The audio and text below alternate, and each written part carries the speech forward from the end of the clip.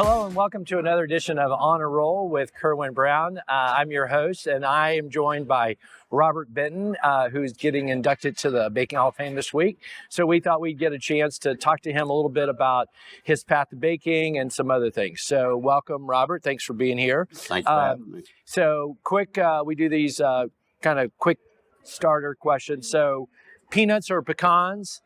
Pecans. Pecans, all right, sorry. Soup or salad? Salad. Donuts, bagels, or croissants? Bagels. Toast or English muffin? Toast. Okay, well, I'm guessing Dave's Killer Bread toast or Nature's Own. So Right. Beach or mountains? Beach. Yeah, all the way. All the way. And football or basketball? Oh yeah, it's not even a question. Yeah. Basketball? Basketball, Really? that was not in No, the that's not a good question. So favorite baked good? DKB, bread. Okay. Dave's Killer Bread. Okay.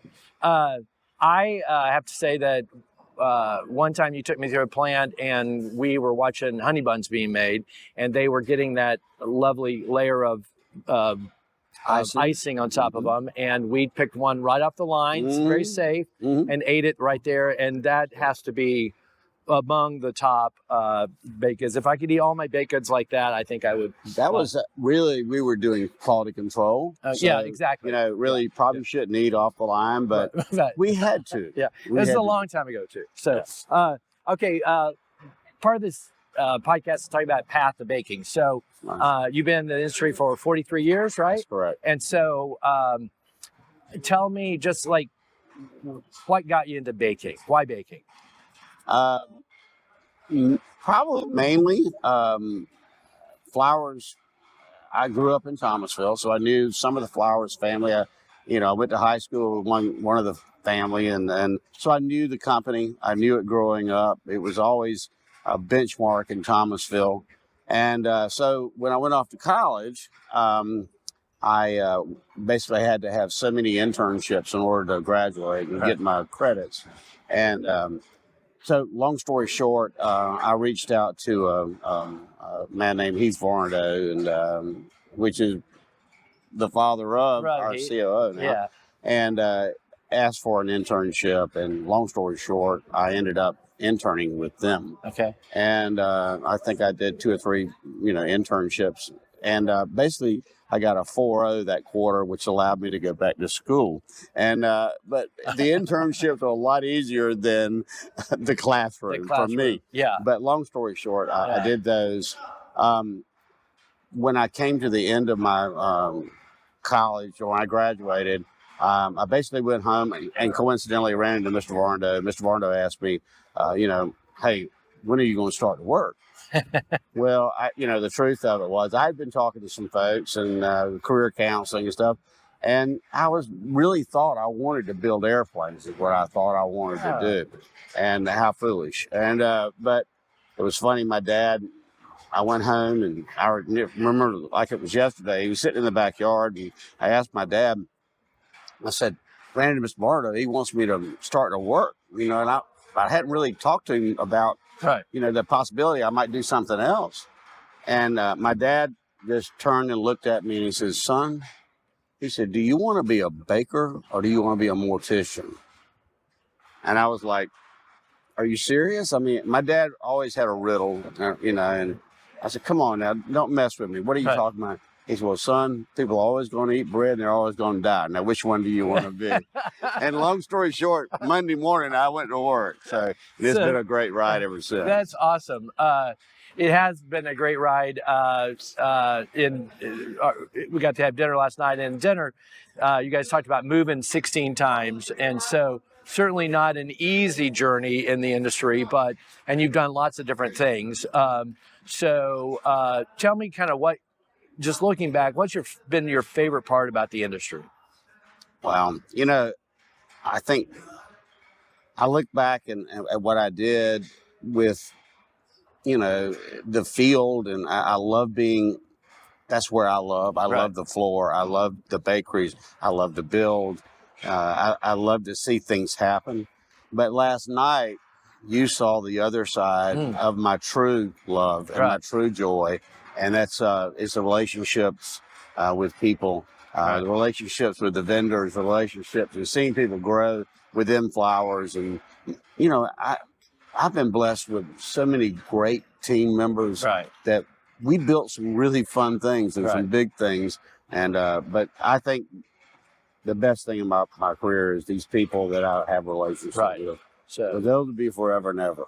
yeah, we're going to talk a little bit about that in a second. I didn't start with, we're on the stage of ASB, and I wanted to do it here because the stage has some meaning to you. Right. You were a chairman of ASB I was. several years ago, got to work with you back then. And so I think, you know, what you have some favorite memories or whatever, you know, through those years, but this was a significant part of your career, in that getting to be that chairman of an organization and influence and all that.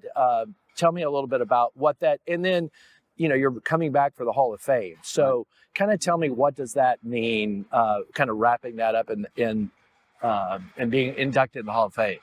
Well, you know, it's really, it's almost surreal. And it, for people to think enough about you, you know, to give you this honor. Right. And, you know, but again,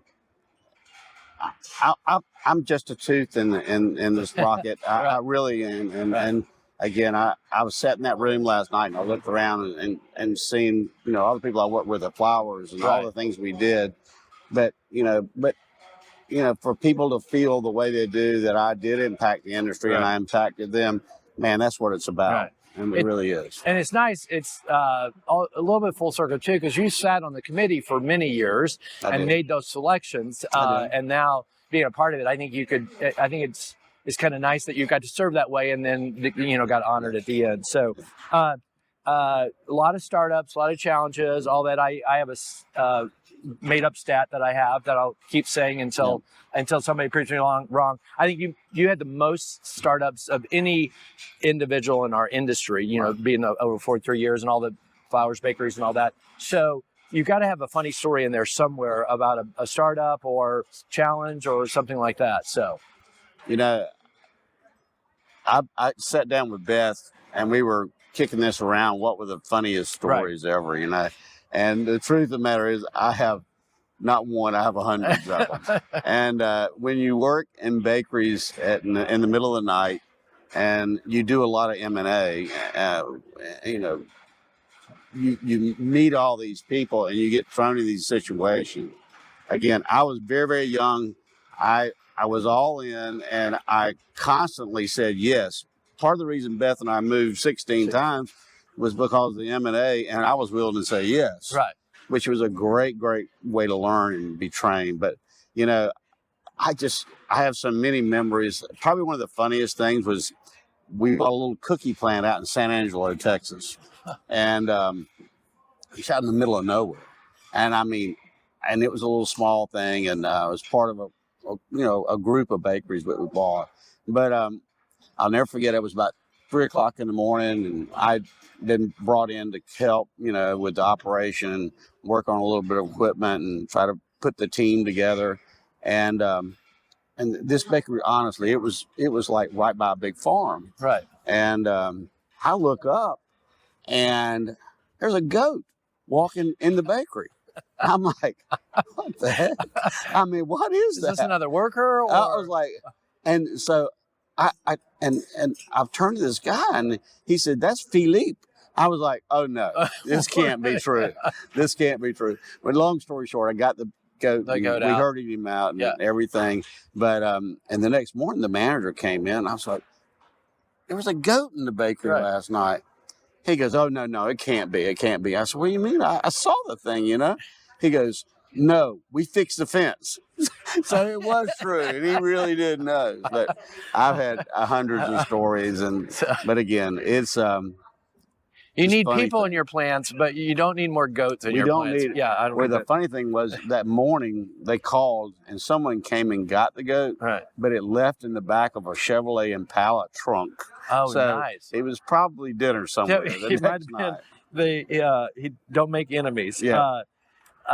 You did have you know, you talked about teams early on, and I saw that too. You had a real passion for building teams and really doing startups in a different way. Instead of just Absolutely. saying, you know, pound like you got to get this done or whatever, bringing them together, clapping, having some fun. Right. And that probably didn't happen the first time, but somehow you kind of developed that model of how you wanted those things to happen. So Yeah, you know, the first thing that we always did when we came to the end of the project, and I always call it hitting the green button. Of course, I would bring everybody in.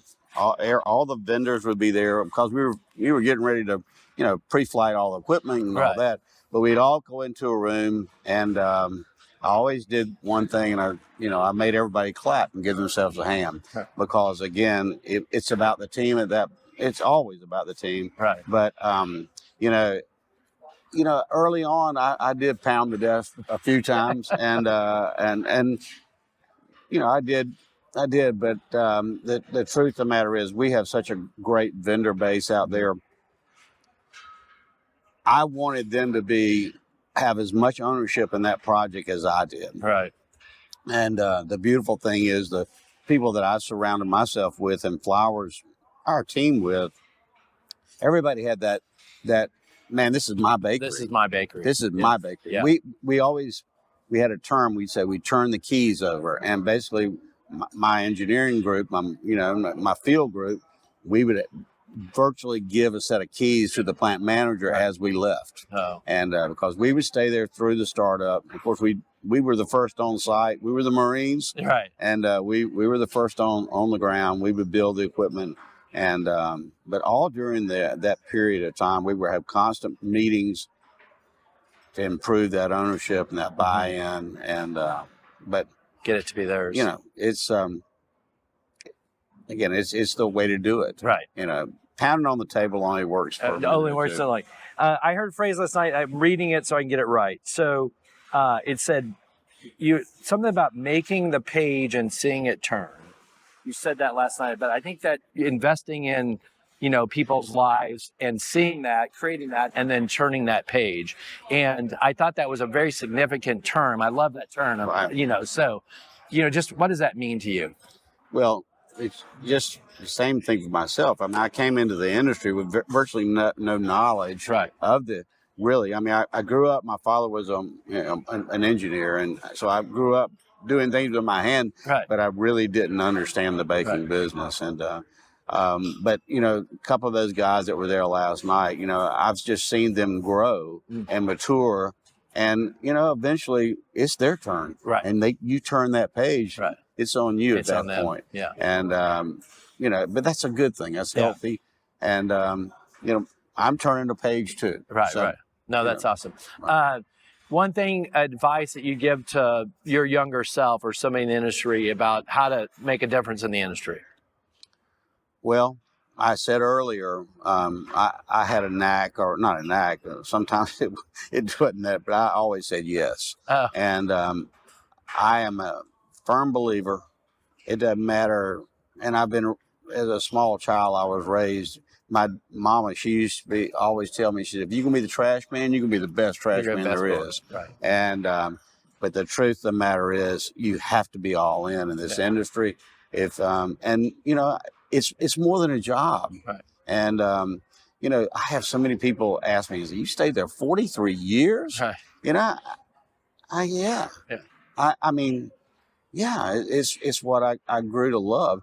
You start off, it's a job. Right. I got out of college and I needed a job. I really needed a job, and I needed to continue to eat. And but the long and short, that job became a passion. Right. And that if I have one thing to tell folks is, make it more than a job. Make it more than a job. And, be all in.